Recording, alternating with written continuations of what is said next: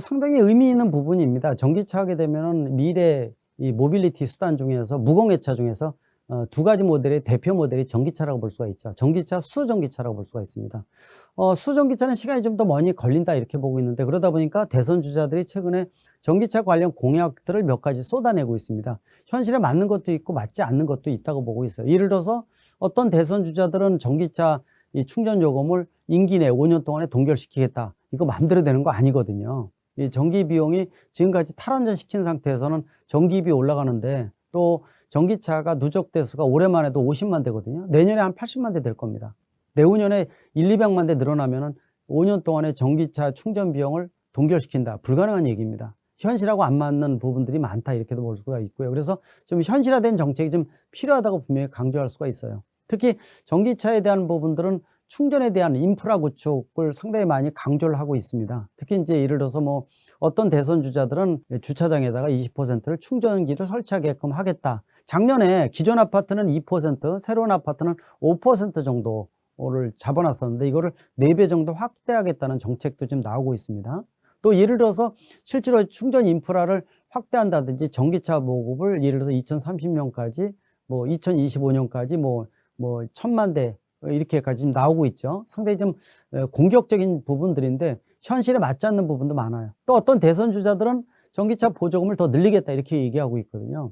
이 전기차는요, 2000년 6, 7년 정도쯤에 내연기관차하고 가격이 비슷해지는 시점에 맞춰서 보조금을 주는 겁니다. 따라서 매년 보조금을 낮춰주는 이유는 나중에 내연기관차하고 가격이 똑같아져야지 실질적으로 인큐베이터 모델이 아닌 실질적인 진검승부가 시작된다고 볼 수가 있기 때문에, 그래서 마중물 역할을 하는 게 보조금입니다. 그래서 보조금은 국민의 혈세이기 때문에 바로 직접 현금이 들어가는 거거든요. 그래서 이 부분들을 뭐 더 늘리겠다라는 거, 즉 현실에 좀 맞지는 않습니다. 도리어 줄이는 정책, 도리어 이 예산을 별도로 책정해 주는 정책이 필요해요. 그러니까 전문가들의 도움을 더 받아야 된다 이렇게 보는 이유가, 일본 같은 경우에도 효과를 단단히 보고 있는 정책 중에 하나가요, 중앙정부의 충전기 이 관리 예산을 별도로 일부 책정을 하는 겁니다. 그래서 예를 들어서 전국에 있는 충전기가 민관 구분 없이 고장난 충전기가 상당히 많이 있거든요. 이 고장난 충전기를 민관 구분 없이 고쳤을 때는 중앙정부에서 별도로 편성한 예산을 가지고 이 입증을 해서 보조금을 주는 거죠. 그러니까 고장난 충전기 없게 만드는 것도 굉장히 중요한 부분이 아닌가 이렇게 보고 있고, 또 초기에 설치됐던 대부분의 충전기가 지붕이 없습니다. 지붕이 없다 보니까 햇빛에 노출돼서 이 충전기의 수명이 줄어든다든지, 비가 오게 되면, 눈이 오게 되면 그대로 맞아서 감전의 위험성, 문제점이 상당히 크다고 볼 수가 있거든요. 지붕을 씌우게끔 하는 예산을 편성해 주는 거죠. 이렇게 중앙정부에서 별도의 예산을 편성해 주는 것도 굉장히 중요한 부분이 아닌가 이렇게 좀 보고 있습니다. 그런 측면에서 고민을 좀 더 해야 된다 이렇게 보고 있고, 특히 이 한국형 선진 모델의 중요함을 강조할 수가 있어요. 지금 대선 주자들이 충전기에 관련된 얘기를 많이 하고 있는데, 대한민국의 가장 중요한 특성은요, 집단 거주지 특성이 뛰어나다는 겁니다. 도심지의 약 70%가 아파트에 거주하고 있다는 특성, 또 빌라나 연립주택까지 생각하면 훨씬 더 높아지거든요. 이런 집단 거주지에서는 공용 주차장이 굉장히 좁습니다. 여기에 충전시설을 설치한다 하더라도 기하급수적으로 늘어나는 전기차 수요를 감당할 수가 없어요.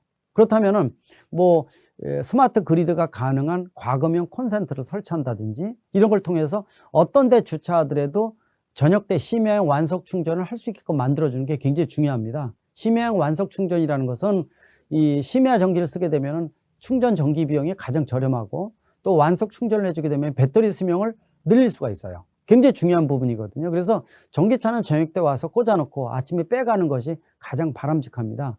또 일반 주유소에 충전기를 설치해서 급속 충전하는 것은 비용이 비쌀 수밖에 없어요. 이거는 비상 충전, 연계 충전이 주목적이라는 거거든요. 따라서 양분, 이분법으로 나눠져야 됩니다. 비즈니스 모델로 급속 충전을 해줄 때는 비용을 비싸게 해줘서 비즈니스 모델로 활성화시킬 수 있게끔 만들어주는 정책이 필요하고요. 또 24시간 중에서 가장 저렴한 비용 책정을 해서 그 시간대에 소비자가 몰려서 쓸 수 있게끔 만들어주는 이런 정책이 필요하거든요. 우리나라는 굉장히 복잡한 구조입니다.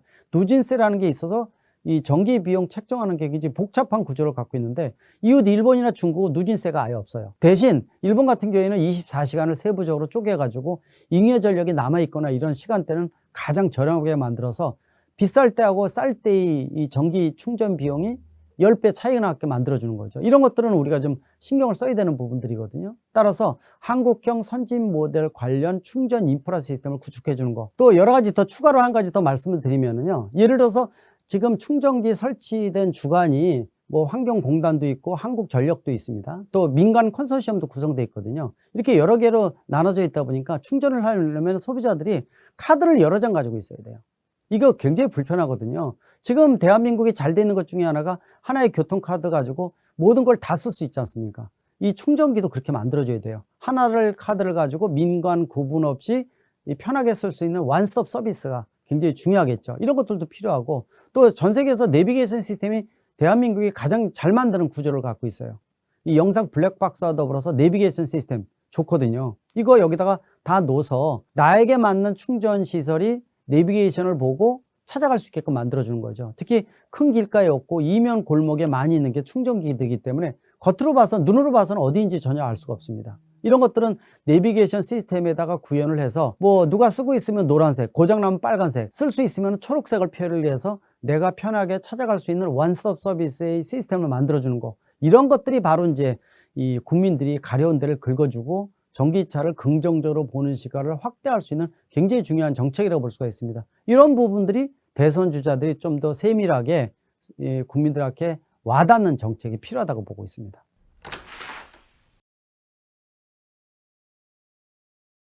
그거는 당연합니다. 이거 15년 전부터 나온 부분이에요.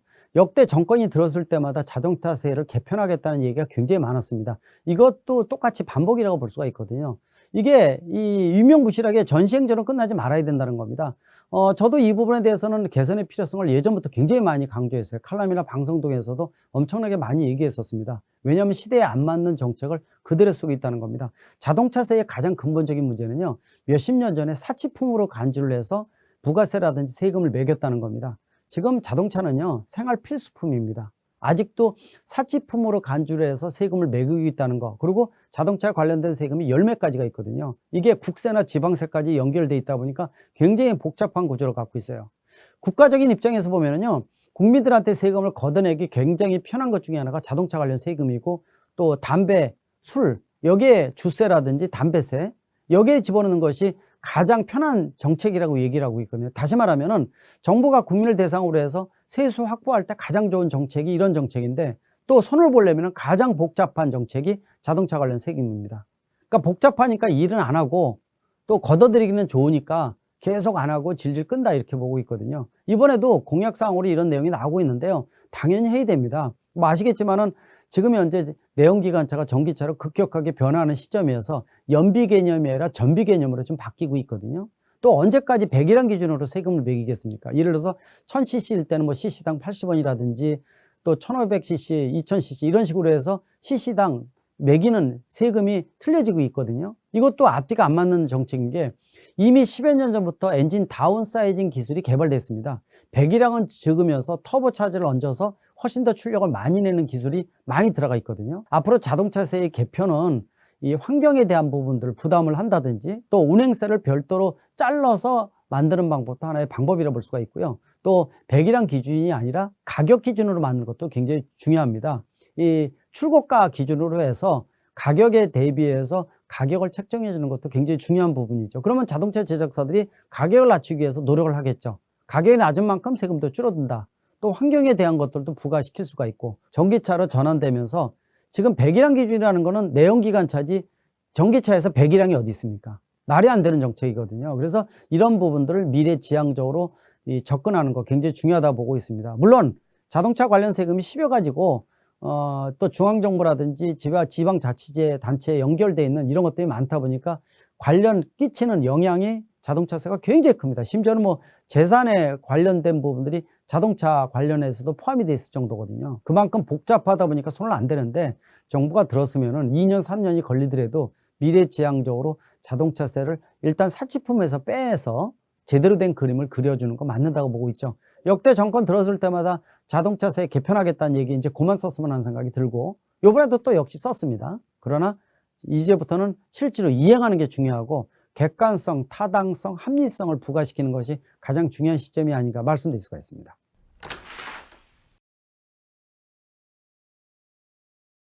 일단 전기차 자체는 세계의 흐름을 주도할 수 있는 굉장히 중요한 부분들입니다. 작년에 판매된 전기차가 약 500만 대 생각했는데 670만 대가 판매됐습니다. 올해 950만 대입니다. 내년에 1,300~1,400만 대거든요. 이미 글로벌 시장에서 전기차의 주도권은 완전히 왔습니다. 내연기관차 종식이 더 빨라지고 있어요. 따라서 정부가 좀 더 이러한 전기차로 전환하는 시점에 있어서 좀 더 세밀한 정책이 필요하다는 겁니다. 단순하게 충전기나 전기차 보급 대수가 중요한 게 아니라 우리나라 2,600만 대의 자동차 중 100만 대만 친환경차지 2,500만 대가 내연기관차거든요.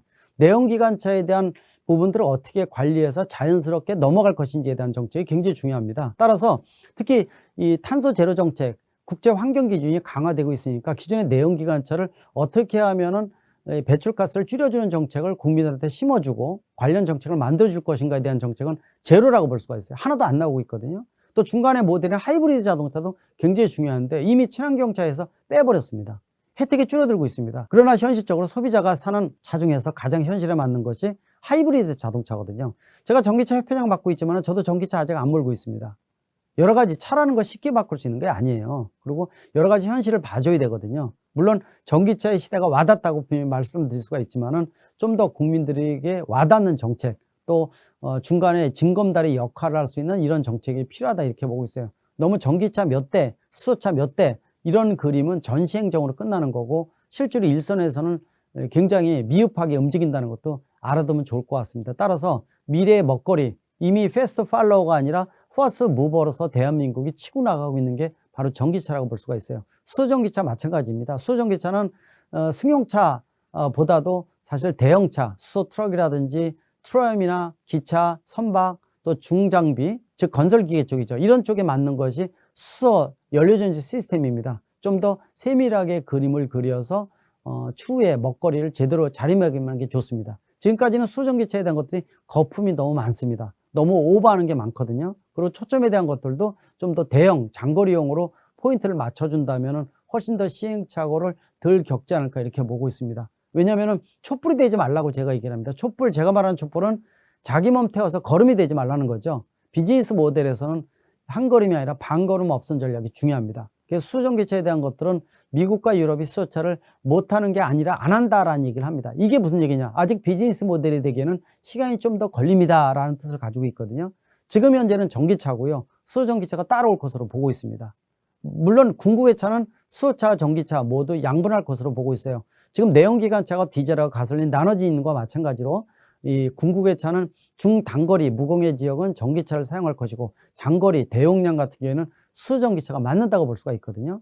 그래서 지금 당장은 전기차라는 거, 그런 측면에서 대선 주자들이 좀 더 세밀하게 전문가의 도움을 많이 받아서 충전 인프라, 전기차의 어떤 흐름에 대한 것들, 또 실제로 자동차 제조업체들은 수직 하청 구조로 돼 있는데 2차, 3차 협력사들, 부품사들은 아예 아무런 준비를 하지 못하고 있어요. 심각하거든요. 이 엔진과 변속기의 만 개의 부품이 사라진다는 생각을 꼭 가져야 됩니다. 이걸 대체해서 어떤 부품을 친환경차로, 친환경 부품으로 유도할 것인지에 대한 부분들이 아직 제대로 그림을 그려져 있지 않습니다. 또한 예를 들어서 정비업체 같은 경우에도 전국에 45,000군데 20만 명이 종사를 하고 있는데 실질적으로 전기차나 하이브리드 차를 손볼 수 있는 이러한 정비업체는 거의 없다고 보시면 돼요. 아예 교육도 못 받았거든요. 그렇다면 미래에는 일자리 창출도 중요하지만 일자리 유지가 더 중요합니다.